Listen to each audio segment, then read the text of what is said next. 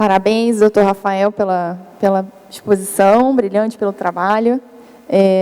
Eu, então, diante do horário, já passo a palavra aqui ao doutor Fábio Abraão, engenheiro mecânico, graduado pela UFRJ, mestre pela COPEAD, possui especialização em gestão, estratégia e inovação pelo MIT, foi assessor especial do Ministro do Estado da Economia e, antes de se juntar ao governo, atuou por mais de 10 anos na estruturação de investimentos de infraestrutura, fundou 2 operadores logísticos de base tecnológica, gerando cerca de 1.000 empregos diretos, com operações em todas as regiões do Brasil e países da América Latina. Eu passo a palavra ao doutor Fábio, registrando o agradecimento também aos integrantes do Ministério do BNDES, o doutor Guilherme Albuquerque, o doutor Guilherme Mendonça, parceiros assim, incansáveis de inúmeras reuniões. Passo aqui a palavra, então, ao doutor Fábio, para a sua exposição. Obrigado, Nathalie. Obrigado a todos. Pessoal, rapidamente, tentar trazer para vocês o contexto sobre a perspectiva, evidentemente, do BNDES. Quando nós montamos a administração em 2019, a pergunta que nós tínhamos era como aumentar o investimento de infraestrutura no Brasil e, portanto, onde estava o gargalo. Esse era um ponto que quem chegou primeiro foi o Montezão, depois a gente foi trazendo o restante da diretoria. E é claro que para ter uma resposta adequada é preciso ter um diagnóstico correto. O Rolim sabe bem disso, o Nicola também. Tudo que a gente não tem quando está em governo é tempo, né? Eu falo para vocês que essa foi a minha primeira experiência em governo e eu trabalho mais em governo do que eu trabalhei na época de iniciativa privada, bem mais até. E o diagnóstico, para resumir bastante, foi que não falta, obviamente, demanda no Brasil para infraestrutura, não falta dinheiro para ser aplicado no Brasil em infraestrutura. O que faltava era bons projetos, resumidamente. Agora, bons projetos não são projetos só de engenharia ou de análise de demanda, bons projetos no sentido holístico, ou seja, você tem que ter uma robustez do ponto de vista econômico, tem que ter uma robustez do ponto de vista jurídico, tem que ter um processo de conversa com a sociedade muito intenso. Foi o que o Rolim comentou bem, e eu digo para os senhores, né, a nossa carteira do banco hoje de estruturação em concessões e PPPs, ela soma algo em torno de 450 bilhões de reais. A carteira de crédito do banco é 500 bilhões de reais. A gente está quase tão grande em estruturação quanto como provedor de dívida. Nós começamos essa carteira de estruturação de verdade em 2019, tinha alguns projetos que já estavam no banco, meio que espalhados, mas a gente começou em 2019. Um terço do meu time para fazer esse apoio à gestão dos stakeholders. Ou seja, não adianta o Rolim fazer o esforço dele lá de juntar um monte de gente se eu não tenho alguém preparado para estar junto com eles e seguir, trabalhar em conjunto e responder às demandas do Estado. Né? Isso se aplica no Brasil inteiro. Usualmente, projetos de alta complexidade, a gente tem algo em torno de 10 a 20 instituições diferentes que são necessárias convergir simultaneamente para um projeto. Olha a dificuldade. Essa é a forma como, sem fazer juízo de valor, mas é uma realidade do Brasil. Então, de fato, é preciso prestar contas para a comunidade que vive no local, é preciso prestar contas para o Ministério Público local, é preciso prestar contas para a CGU, para o TCU, para o governo municipal e assim por diante. Multiplique isso, e essa é uma das respostas por que o Brasil tem uma taxa de investimento em infraestrutura tão baixa. Então, quando decidimos montar essa divisão no banco, de um lado era para avançar na geração de oportunidades, ou seja, o BNDES não abandona de forma alguma a sua atividade como credor, mas adiciona um papel de fomentador de investimentos. Uma instituição para atrair investimentos. Esses são vários passos anteriores efetivamente ao fornecimento da dívida. E nesse momento em que o banco passa a atuar como originador, estruturador, ter uma camada capaz de responder a esses pontos que o Rolim colocou, que o Nicola colocou também, passa a ser fundamental. Essa carteira que nós temos hoje, só em saneamento, ela soma entre 35 e 40 milhões de pessoas, vai crescer. Então, tem uma série de projetos que hoje não vão aparecer nas nossas bases, que são abertas, mas que muito em breve, aí na virada do ano, com certeza, vocês podem apostar aqui mais pelo menos 1/3, mas a carteira de investimentos é muito maior. Então, tem a carteira de ativos logísticos, tem a carteira de ativos ambientais. A carteira de ativos ambientais do banco, ela soma entre 12 e 14 milhões de hectares, só para dar uma base de comparação, Portugal tem 9 milhões de hectares, ou seja, uma resposta em escala do Brasil para o mundo de como proteger parques e florestas nacionais.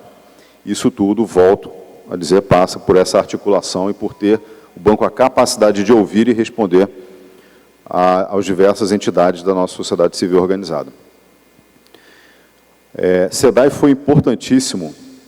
Eu diria para vocês que não era esperado, tá? Foi surpresa, claro que não para nós que estávamos no projeto, mas foi uma surpresa de forma generalizada, eu diria que para parte do mercado.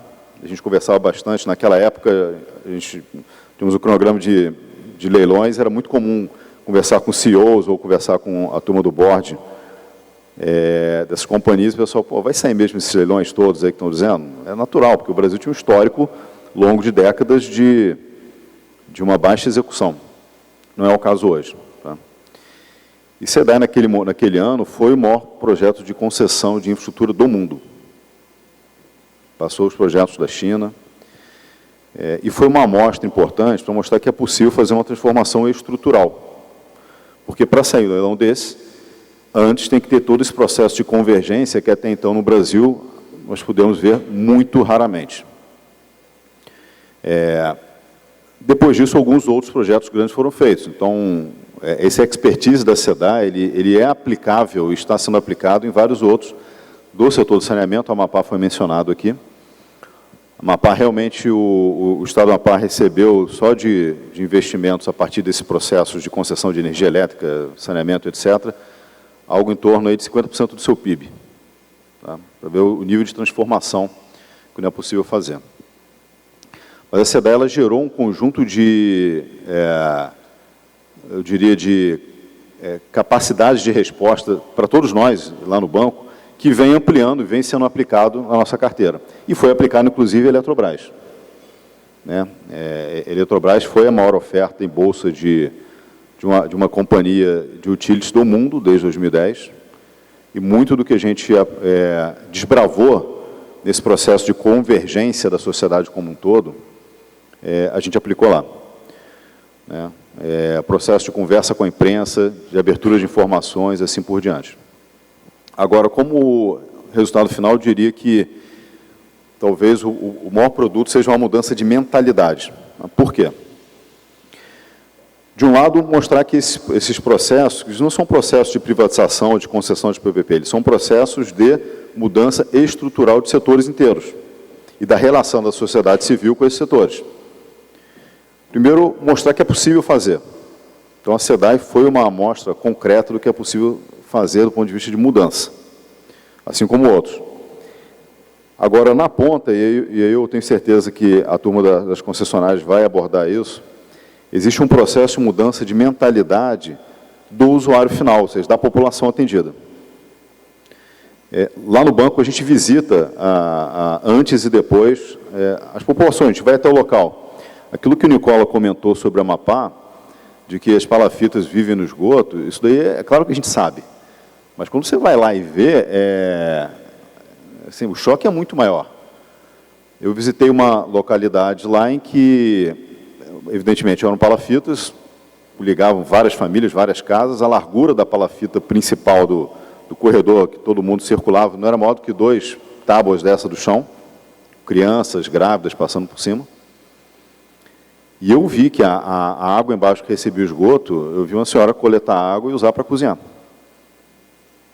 Isso é uma realidade. Ler é uma coisa, ouvir é outra, mas eu recomendo a todos que tiverem a oportunidade de visitarem os locais. É chocante. E aquilo não era uma realidade daquele local específico naquele momento. É uma realidade que se aplica no caso de esgoto, metade da população brasileira que não tem o esgoto tratado, então, de uma certa forma, é afetado em diferentes intensidades durante centenas de anos. E aqui no Rio, a gente visitou a operação de uma das companhias, no caso, foi na Mangueira, em que a gente pôde perceber mudanças de mentalidade na população muito interessantes também. É claro que existe uma diferença de acesso material. O Rio de Janeiro, mesmo nas comunidades, tem um acesso a questões materiais muito importantes. Mas existe uma outra questão, que é a percepção do indivíduo ser incluído na sociedade. Ele não ser tratado como um cidadão de segunda categoria. E conversando com as pessoas, saltaram alguns elementos também, que a gente já sabia, mas é muito diferente quando você conversa, sobre os benefícios do saneamento. Teve gente que tinha esgoto na porta durante muitos anos e deixou de ter, e você vê as pessoas conversando sobre aquilo, e a felicidade que é, algo que para a gente seria inadmissível, mas que outros têm que conviver durante anos, mas também ter o comprovante de residência. Se você perguntar para eles qual que é o maior benefício do saneamento, primeiro fala assim, bom, ter o serviço, não ter o esgoto na minha porta, né, etc. O outro é ter um comprovante de residência, porque comprovante de residência, ele consegue emprego, de carteira assinada. Ele consegue abrir um crediário. E um outro ponto muito interessante todo o processo de transformação que tem daquele indivíduo que antes tinha que pedir para ser atendido, ele passa a cobrar por um serviço que ele paga.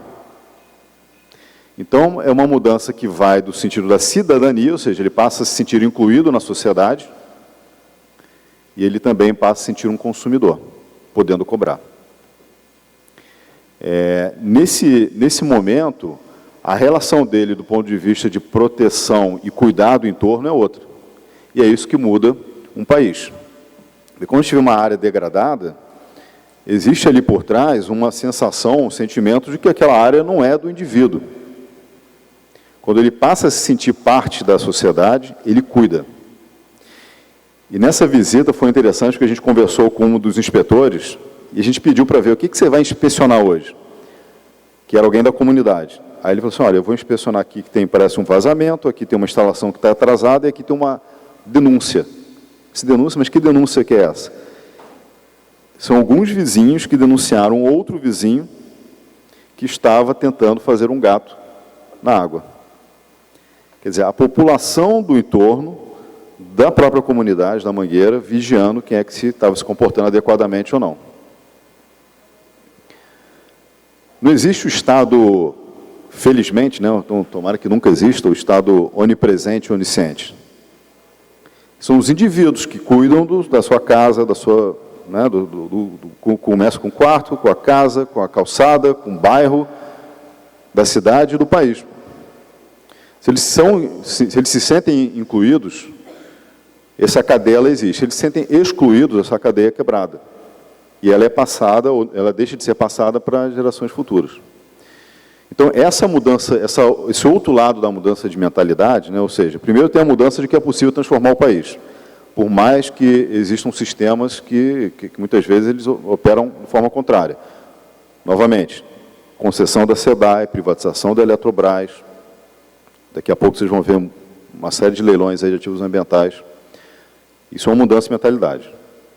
Somos nós aqui. A gente é capaz de avaliar, a gente pode duvidar, pode concordar, pode discordar, mas nós temos o tempo para parar, olhar e pensar. Tem uma outra parte maior da sociedade que não tem esse tempo, mas que eles passam por uma mesma mudança de mentalidade no sentido do seu dia a dia de sentir a inclusão. E o saneamento, ele gera emprego? Gera. Essa companhia está contratando 5.000 posições aqui no Rio de Janeiro, vai subir para 7.000, muita gente de comunidade. São empregos aí que vão durar pelo menos uma década, a gente modela os projetos para não ter pico, a gente tenta fazer platôs para dar previsibilidade. Mas existe esse processo maior, que ele às vezes é difícil de ser verbalizado por essas populações, mas que a gente percebe, e é uma mudança silenciosa, que é a mudança da relação dos indivíduos entre si e dos indivíduos com o coletivo. Isso é profundo e isso fica, né? Então, no final das contas, é isso que a gente busca. Isso permeia outras lógicas do banco, como o apoio a micro, pequenas e médias empresas e várias outras frentes aqui que não são exatamente o tema aqui do evento de hoje.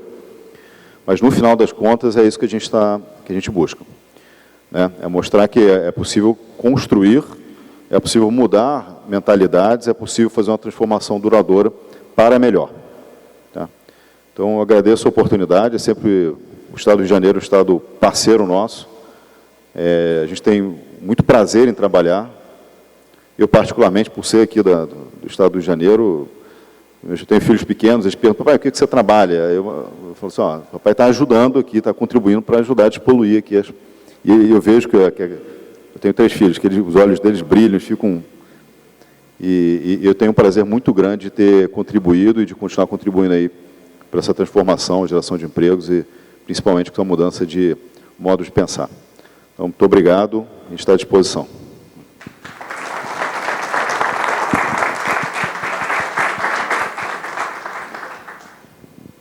Obrigada, doutor Fábio, pela sua exposição. Parabéns ao BNDES por esse trabalho aqui no Rio e em outros estados. Eu fui a um encontro de procuradorias em Gramado, e a gente fez um fórum lá com todas as procuradorias, e aí eu encontrei colega do Amapá que disse, olha, e eu encontrei uma colega do Pará, que até o doutor Renato está aqui, acho que o procurador-geral do Pará, que disse, estou fazendo uma reunião com o BNDES semana que vem, então vocês estão trabalhando em muitas frentes, parabéns pela sua dedicação a esse tema que é tão importante para todo o país. Prosseguindo aqui no nosso evento, eu passo a palavra ao doutor Rafael Menezes, conselheiro da Genersa, graduado em Direito pela Universidade Gama Filho, pós-graduado em Direito do Estado e Regulação pela FGV, ele é delegado da Polícia Civil desde 2002, foi titular das Delegacias de Proteção ao Meio Ambiente e da Assessoria de Planejamento da Polícia Civil. Em 2021, após sabatina na LERJ, foi nomeado e tomou posse no Conselho Diretor da Genersa. Eu passo, então, a palavra ao presidente para a sua exposição. Boa tarde a todos. Cumprimento o meu xará Rafael Rolim e estendo o cumprimento a todos os demais componentes da mesa, os demais presentes, doutor Leonardo, presidente da SEDAI, doutor Murilo, representante do Ministério Público, representante dos concessionários, meu procurador da agência, doutor Marcos Vinícius, procurador do Estado. Vou tentar ser breve, Rafael Rolim, em razão do tempo. E, ao assumir em outubro do ano passado, acabei assumindo o conselho da agência e, ao mesmo tempo, a presidência. Nos deparamos com uma agência que estava configurada por uma realidade e a realidade passou a ser outra. Então, assim que a gente assumiu, o que a gente passou a implementar foram regras de governança.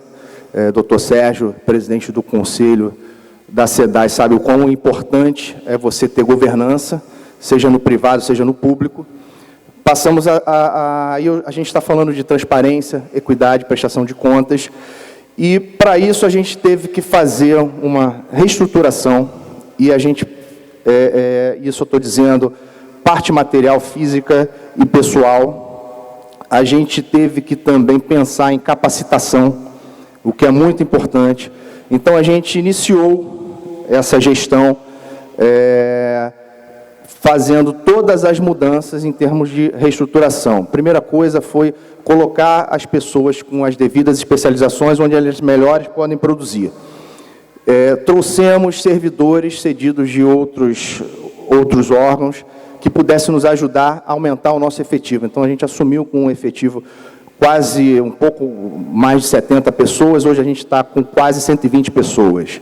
A Câmara de Saneamento, que possuía 6, 7 pessoas, hoje a gente conta com 24 pessoas, todas elas, a sua grande maioria, com a capacidade para estar ali presente. Então, dentro dessa lógica, a gente iniciou o trabalho.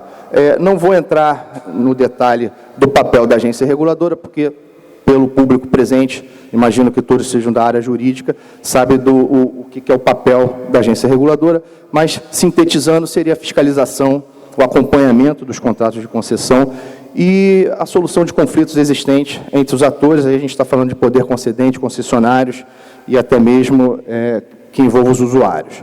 Então, essa sempre foi a nossa preocupação, que seria ter uma Câmara Técnica reforçada, qualificada, e ter uma procuradoria que conseguisse atender a todas as demandas, principalmente num contrato tão atual, tão bem sucedido. Nesse ponto, parabenizo o BNDES e a Procuradoria do Estado, porque é um contrato que facilita bem a regulação e conhecimentos jurídicos são muito importantes.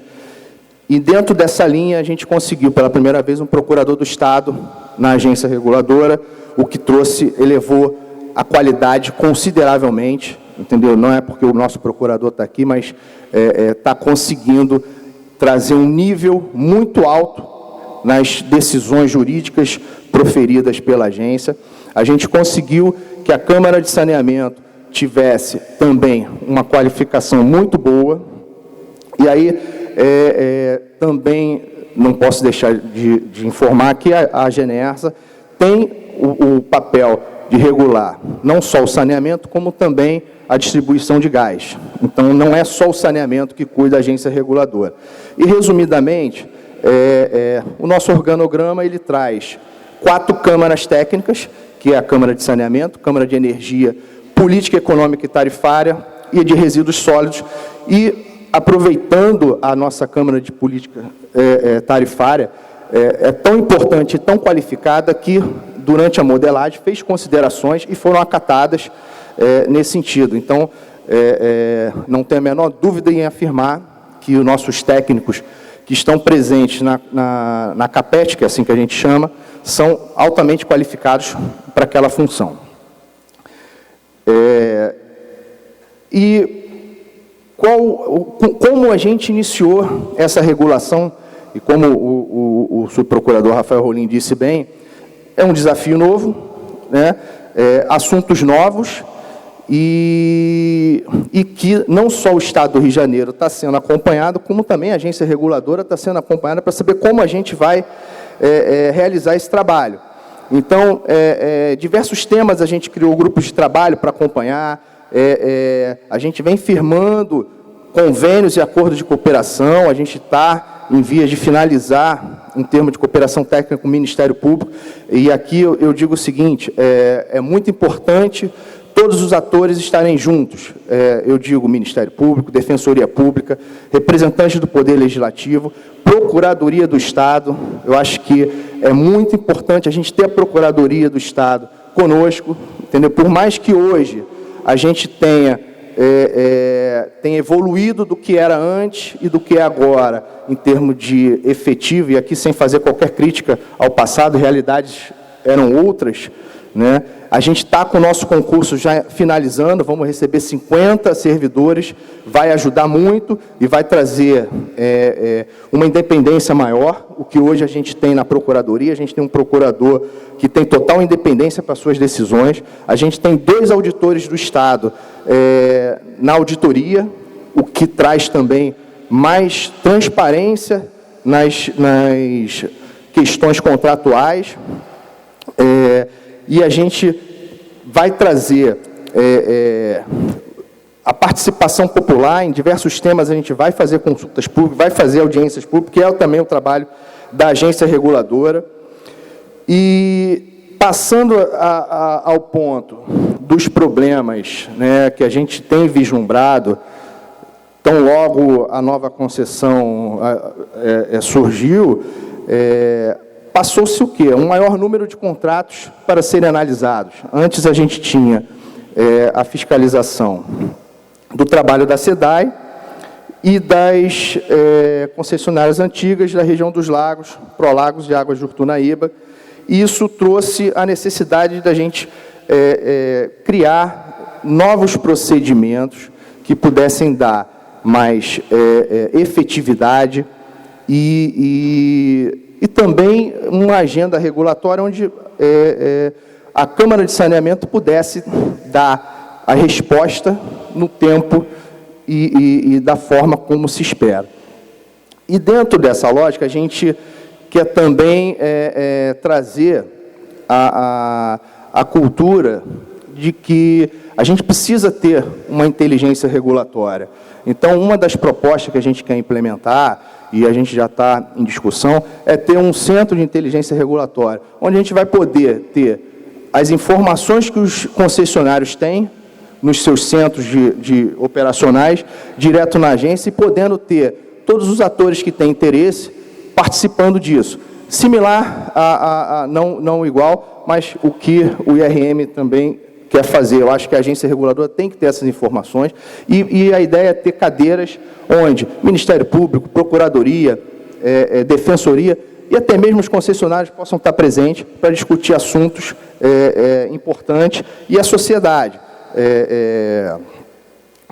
Então, hoje, nós temos 24 servidores na Câmara de Saneamento, a sua maioria engenheiros, e se a gente for comparar, a gente tem feito benchmark com outras agências dos estados, é um número considerado, entendeu? Considerável. Não é o ideal, poderia ser maior, mas está muito acima do que era antes, e a gente tem hoje conseguindo dar as respostas que são necessárias, principalmente para os concessionários. Então, eu digo o seguinte, a agência ela não pode ser um problema, ela tem que ser a solução das questões que são levadas para serem decididas. A quantidade de pleitos, ela aumentou consideravelmente, não tenha dúvida disso. O doutor Marcos sabe muito bem que o trabalho é pesado, a gente conseguiu fortalecer a Procuradoria, era um efetivo baixo, hoje está maior, mas também não é o ideal. A gente está buscando também aumentar. Quadros importantes se juntaram à equipe da Procuradoria, e a gente está conseguindo soltar esses processos. São muitos processos importantes, doutor Murilo, principalmente no que diz respeito a pleitos de revisões, reequilíbrios. Eu acho que isso é importante, a participação da Procuradoria, da Defensoria, porque é o que impacta na vida da sociedade, que é a gente conseguir entregar um serviço de qualidade e dentro de uma tarifa justa. Então, a nossa preocupação é essa. A grande maioria aqui da área jurídica tem a mesma dificuldade que eu tenho de analisar números, entendeu? Então, por isso, eu fiz questão de fortalecer ainda mais a Câmara de Política Tarifária, entendeu? Hoje a gente tem especialistas nisso. O doutor Gabriel, não sei se ele se encontra ainda da Prolagos, ele vai poder dizer o que era a agência antes e o que é agora. Então, hoje a gente tem condições de fazer análises, principalmente contábeis, o que se tinha uma dificuldade, mas hoje a gente pode entrar mais a fundo nessa questão. A gente sabe que o pleito do concessionário, ele é justo, é o papel da agência entregar o que é de direito, o que está previsto em contrato. Por isso a gente quer implementar essa agenda regulatória e manter essa segurança jurídica. Acho que isso é importante, principalmente nesse início de concessão e outras que estão por vir. A gente também está finalizando o contrato de fornecimento de gás, pode ser também uma excelente oportunidade para o Estado do Rio de Janeiro. Então, acho que a forma como vai ser conduzida essa concessão, essa regulação, vai servir também de interesse para a próxima concessão de distribuição de gás. E eu creio que essa nova forma de gerir, utilizando essas regras de governança, transparência. Doutor Murilo, a gente está disponibilizando todos os processos que estão ingressando na agência. Tem algumas falhas? Tem. Eu reclamo muito desse sistema SEI, porque às vezes ele gera algumas dificuldades, até mesmo para você encontrar o processo, mas dentro do possível a gente está tentando resolver. A gente quer todos esses atores juntos, e eu quero disponibilizar esses processos principais, porque eu acho que é importante todos terem acesso a eles, fora a participação popular, no comitê de monitoramento, a gente tem o sistema de fornecimento de água, que é para dirimir determinadas questões mais técnicas, até evitando que chegue a agência reguladora. Quanto mais se resolver, melhor, porque o conflito não é bom, entendeu? A gente tem que tomar uma decisão e em situações complexas é complicado. Se a gente conseguir resolver isso dentro dessa forma de conciliação, sempre vai ser importante. O doutor Bernardo sabe muito bem disso, que evita conflitos. E então é de importância que esses conselhos tenham uma participação ativa. O doutor Luciano Bandeira, da OAB, está aqui, manifestou interesse em participar do comitê de monitoramento, diversos órgãos também. Eu acho que é importante entidades desse porte também fazerem parte. E para encerrar, eu gostaria de deixar bem claro o seguinte: hoje, a agência reguladora tem, sim, total condições de cumprir o seu papel. Estamos dentro do ideal? Óbvio que não, e acredito que dificilmente qualquer órgão possa estar, até mesmo instituições privadas nunca chegam no seu ideal. Mas hoje a gente tem condições, sim. Vamos receber 50 servidores, que vão aumentar consideravelmente nossa capacidade de atuação. Agora, as portas estão abertas para todos os órgãos e entidades que queiram, de alguma forma, ajudar na regulação. Eu acho que o papel da agência não é isolado. Uma agência reguladora não vai fazer tudo sozinha. A gente tem a nossa missão, a gente tem condições de cumprir, mas a gente quer deixar bem claro que todos aqueles que tenham interesse em participar, em ajudar, a agência reguladora vai recebê-los. Porque eu acho que criticar é muito fácil, entendeu? Apontar os defeitos dos outros é fácil, mas dizer, olha, eu posso te ajudar aqui, eu acho que esse ponto pode ser melhor assim ou daquele jeito, eu acho que esse vai ser o ideal. Eu acho que é dentro dessa lógica que a gente quer atuar. Uma agência que tenha a possibilidade de ter a participação de todos os órgãos e instituições que tenham determinadas expertises a fazer parte dessa regulação. Acho que isso é importante, não só para a agência, mas como para o Estado como um todo. Desculpe o tempo e obrigado a todos.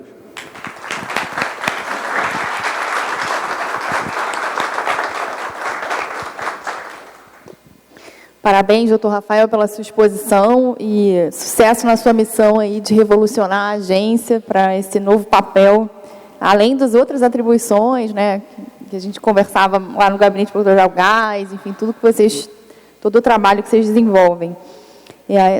Sem mais delongas, então, eu passo a palavra ao doutor Bernardo Santoro, advogado no Rio de Janeiro, graduado, mestre e doutorando em Direito pela UERJ, foi orientado da professora Patrícia Batista, né? Com extensão na Escola Austríaca de Economia da UERJ e IMB, graduando em Ciência Política pela Uninter do Paraná, preside o Instituto Rio Metrópole, autarquia interfederativa do Estado do Rio de Janeiro. Então, a discussão que a gente sempre tinha, eu fui a primeira procuradora-geral do Instituto Rio Metrópole, junto com o doutor Bernardo. Foi uma experiência importantíssima, bacana mesmo, na estruturação do projeto. É membro do Conselho Curador da Fundação da Liberdade Econômica, especialista do Instituto Millennium, membro do Conselho Acadêmico da Revista Acadêmica Mises e do Conselho Superior do Instituto Liberal do Rio de Janeiro. Foi presidente do Instituto Liberal de 2013 a 2016, diretor executivo do Centro Mackenzie de Liberdade Econômica e professor de Direito e Economia na UERJ, UFRJ e Mackenzie de São Paulo. Então, passo a palavra ao doutor Bernardo para a sua exposição.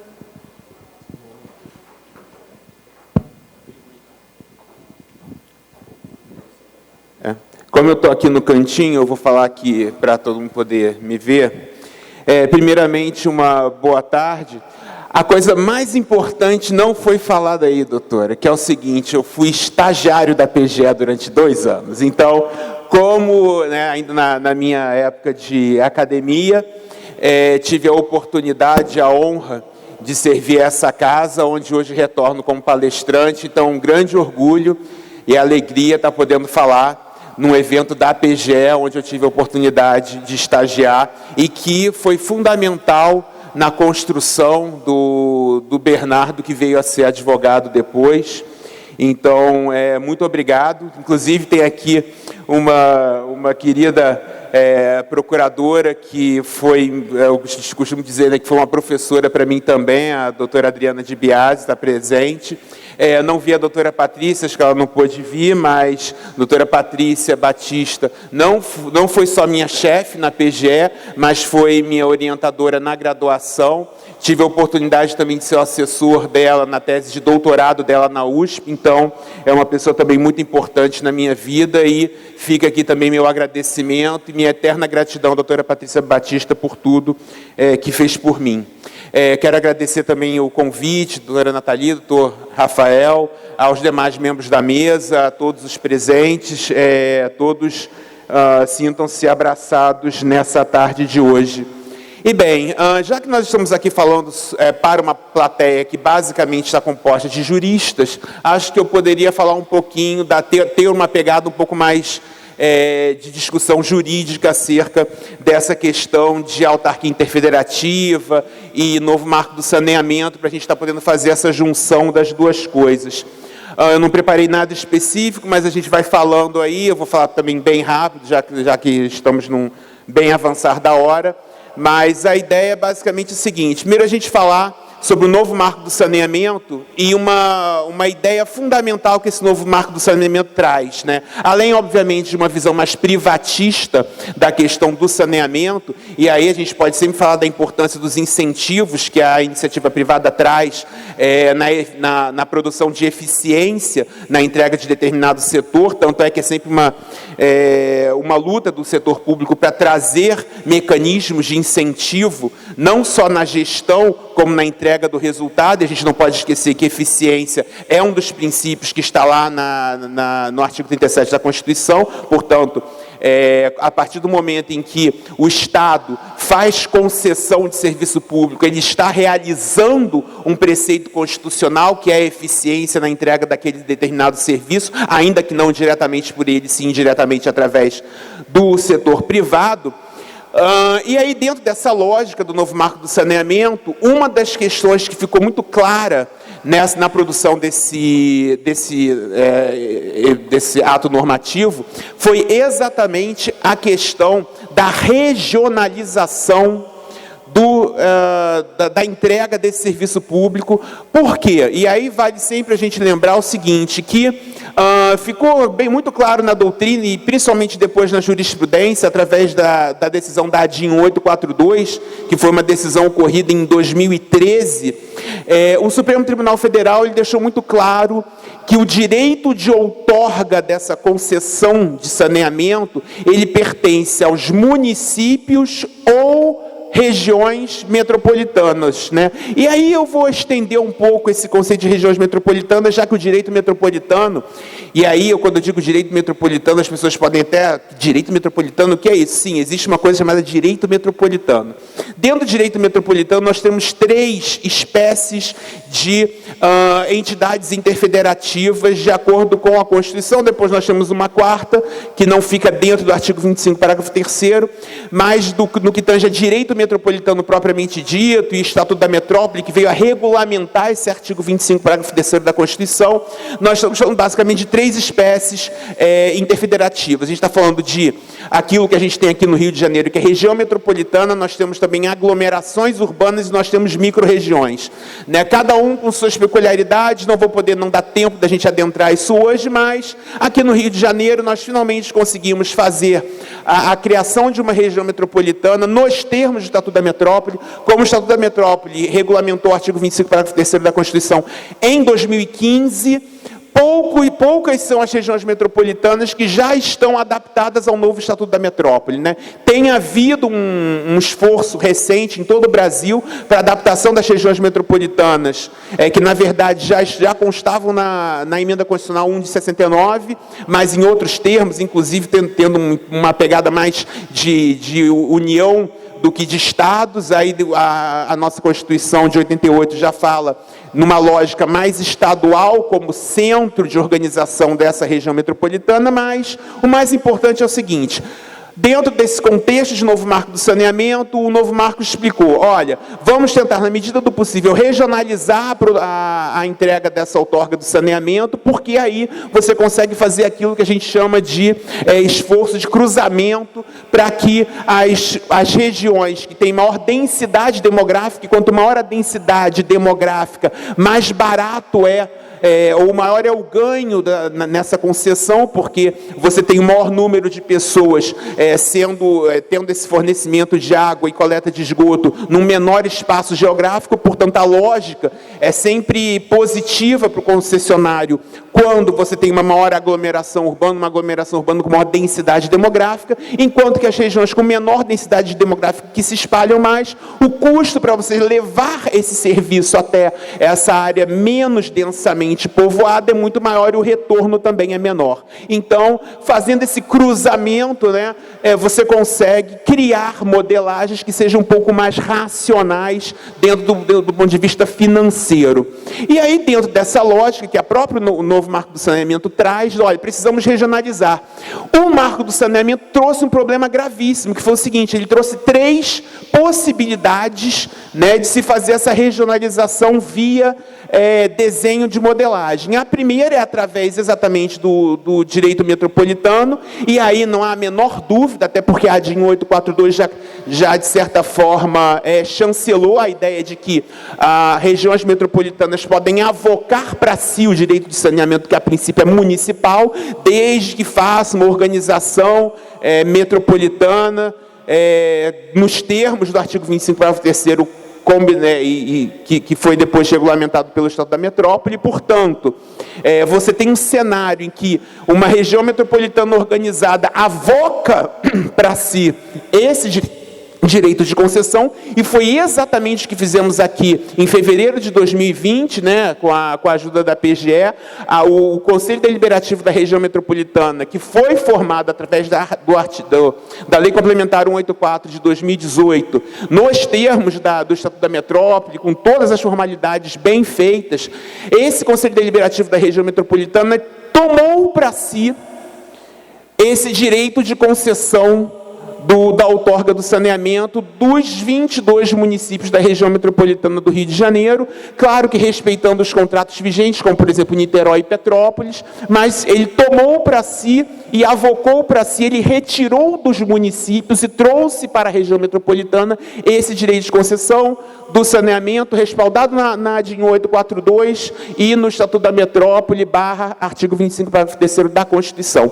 Fazendo esse movimento, foi logo em seguida aprovada a modelagem que foi desenhada pelo BNDES, com as divisões. Aí alguém pode dizer, não, o Estado prevaleceu, ou os municípios prevaleceram, mas não importa, isso foi votado no Conselho Deliberativo, que tem poder normativo para fazer isso. Isso, inclusive, é a minha tese de doutorado, a gente está escrevendo exatamente sobre isso. Então, eles fizeram essa aprovação com 2 votos contrários da cidade do município do Rio de Janeiro e do município de São Gonçalo, mas, de acordo com a legislação, o município que é voto vencido, ele é obrigado a aderir a si mesmo, e esse é o grande, vamos dizer assim, a grande diferença entre o direito metropolitano e um consórcio simples. Num consórcio, se o município ele não está de acordo com como aconteceu uma determinada modelagem, ele pode simplesmente denunciar o consórcio, claro que tem suas limitações, mas ele pode simplesmente sair do consórcio. Ao passo que na região metropolitana e pelo direito metropolitano, não. Se estiver dentro do contexto do que uma região metropolitana pode fazer, e normalmente esse contexto está atrelado à infraestrutura em geral, se um município ele é vencido, ainda assim ele é obrigado, dentro do regramento, a estar dentro da modelagem. Foi exatamente o que aconteceu, e isso foi realmente uma quebra de paradigma jurídico realizado por esse Estado do Rio de Janeiro e por essa governança interfederativa. Ato contínuo. Já está quase acabando o meu tempo. Bem, ato contínuo. Nós fizemos essa concessão, e a concessão foi um sucesso absoluto. Ainda houve aprovação antes, né, dos editais, e aí é muito importante a gente destacar isso. Quem, na verdade, é o poder concedente nesse processo não é o Estado do Rio de Janeiro. O poder concedente é a região metropolitana e os municípios que aderiram voluntariamente a esse modelo. Portanto, depois que nós fizemos essa aprovação base, vamos dizer assim, dessa modelagem, os municípios que estavam dentro desse desenho foram e aderiram voluntariamente, porque eu relembro, os municípios e a região metropolitana que são os verdadeiros detentores e, portanto, o poder concedente. O Estado do Rio de Janeiro foi fundamental, porque, na verdade, ele organizou e protagonizou esse processo, e aí, após essa aprovação, a região metropolitana e os municípios delegaram ao Estado o poder de fazer essa concessão, mas o poder, então, para a gente falar em bom juridiquês, vamos dizer assim, a região metropolitana e os municípios foram os concedentes e o Estado do Rio de Janeiro ele foi uma espécie de delegatário para poder fazer essa concessão. Então, a gente delegou esse poder para o Estado do Rio de Janeiro, o Estado do Rio de Janeiro organizou e fez os procedimentos e fez a concessão tão brilhantemente tocada pela Casa Civil do Rio de Janeiro, na época até hoje liderada pelo secretário Nicola, que falou aqui agora há pouco sobre isso. E aí, dentro desse contexto geral, o que eu destaco de mais importante nesse processo foi exatamente a questão da segurança jurídica que foi apresentada aqui. No próprio marco do saneamento, eu tinha falado sobre 3 modos de se fazer essa regionalização. Os outros 2 modos de regionalização são extremamente discutíveis a sua constitucionalidade.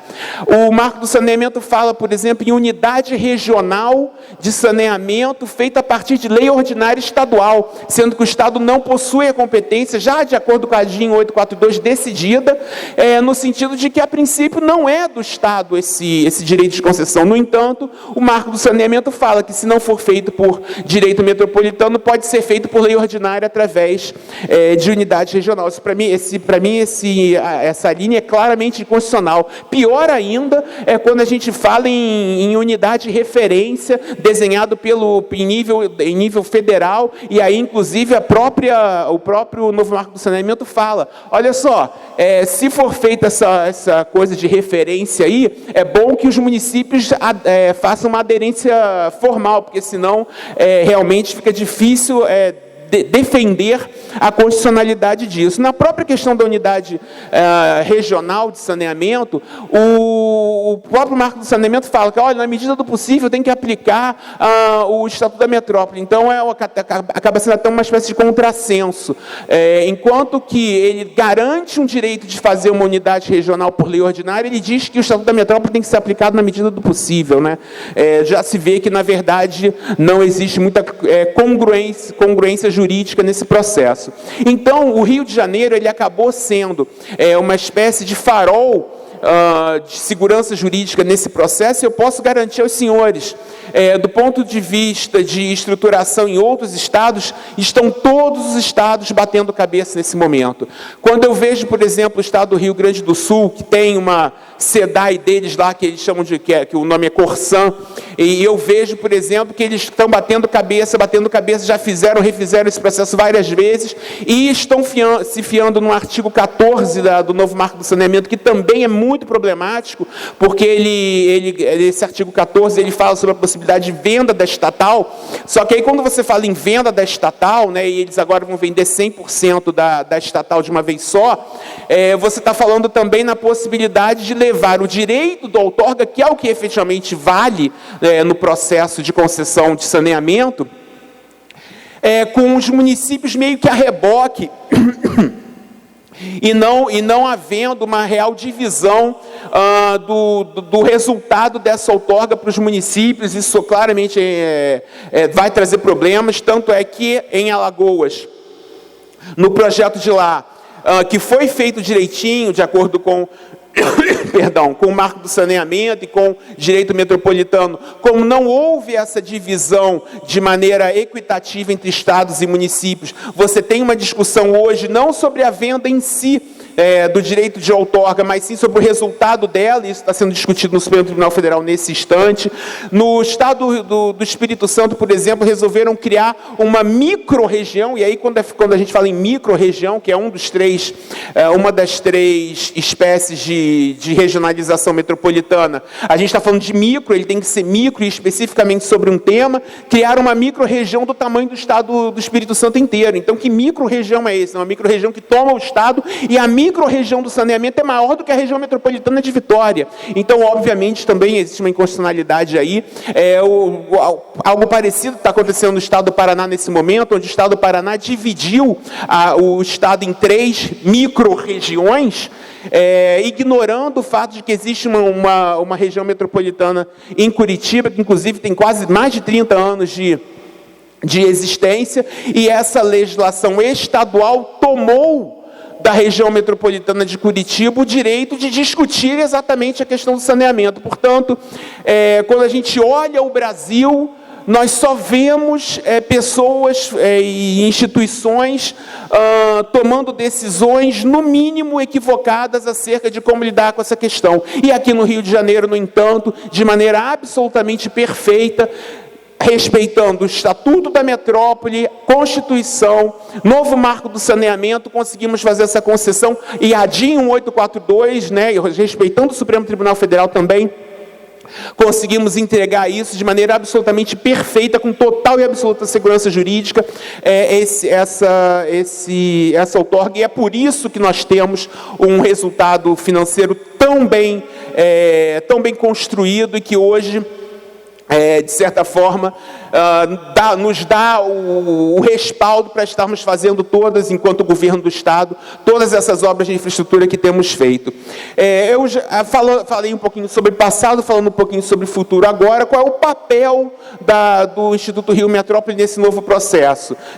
Não se confunde com o papel da agência reguladora. A agência reguladora, que é a AGENERSA, está fazendo a regulação e a fiscalização desses contratos. Esse é o papel da AGENERSA, que é um papel, inclusive, nesse momento até, mais importante que o do IRM. O Instituto Rio Metrópole, como poder concedente, ele vai gerir o centro de controle operacional desse sistema. Então, nós vamos criar um CCO, na verdade, estamos em andamento, absolutamente em dia nesses prazos, para criar um centro de controle operacional que vai fazer todas as macromedições do processo de divisão de água, coleta de tratamento de esgoto.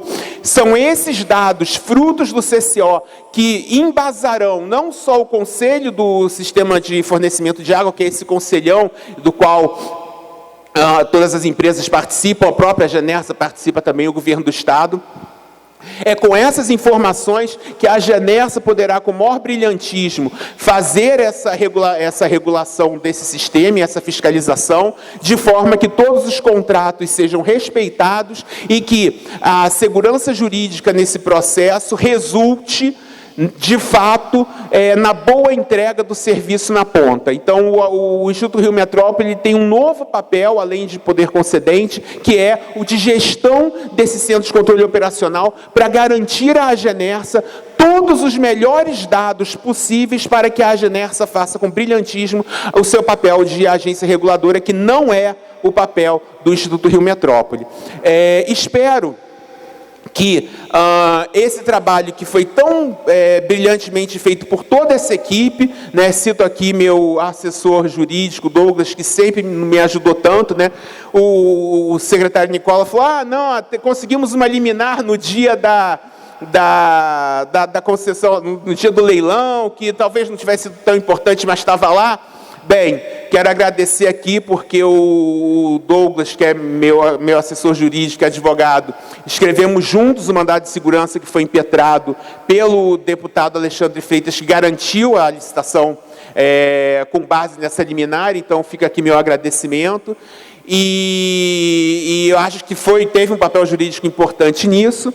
E bem, espero ter podido dirimir dúvidas acerca do que é essa governança interfederativa, que é uma governança em que todos participam, embora o Instituto Rio Metrópole seja uma autarquia estadual, ela na verdade responde a essa governança interfederativa, no qual estão o governador e os 22 os 22 prefeitos da região metropolitana e mais 3 membros da sociedade civil. Vamos continuar agora promovendo esse trabalho dentro da questão da concessão com a administração do CCO, e saibam que, para além disso, o Instituto Rio Metrópole também trabalhará no que tange a saneamento, e esse é o nosso próximo passo, porque saneamento não é só distribuição de água e coleta e tratamento de esgoto, também é tratamento de resíduo sólido, também é a questão da gestão urbana, não só na questão de ordenamento urbano, que pode ser feito pelo Instituto Rio Metrópole, mas também na questão de galerias fluviais e outras questões. O Instituto Rio Metrópole não se furtará a continuar trabalhando no objetivo de melhorar o saneamento da região metropolitana do Rio de Janeiro, e, inclusive, nosso próximo foco é, sem dúvida, a regionalização do tratamento de resíduos sólidos, para que, juntamente com esse trabalho que foi feito na questão do saneamento da água e esgoto, possa, finalmente, porque a questão dos resíduos sólidos ainda está pendente de resolução, junto com a questão do tratamento dos resíduos sólidos e o tratamento de água e esgoto, fazer com que a nossa Baía de Guanabara finalmente seja absolutamente saneada e inclusive balneável, própria para banho, para que a região metropolitana do Rio de Janeiro não fique mais de costas para a Baía de Guanabara, e sim de frente para ela, abraçando ela e fazendo da Baía de Guanabara, muito provavelmente, o grande esteio econômico da região metropolitana por muitos e muitos vindouros anos. Muito obrigado.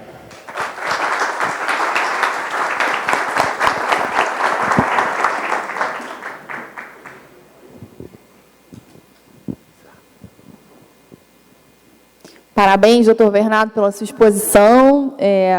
A região metropolitana tem resolvido os conflitos, até conflitos posteriores à concessão, por exemplo, a repartição de outorga, foi um conflito que se instaurou na região metropolitana, que foi resolvido com segurança no próprio Conselho Deliberativo. Então, acho que é um exemplo de região metropolitana que funciona, e é muito importante. Acho que todos nós poderíamos acompanhar, eu acompanho todas as reuniões do Conselho Deliberativo, mas acho que é uma experiência interessantíssima, realmente, e parabéns, doutor Bernardo, pelo seu trabalho.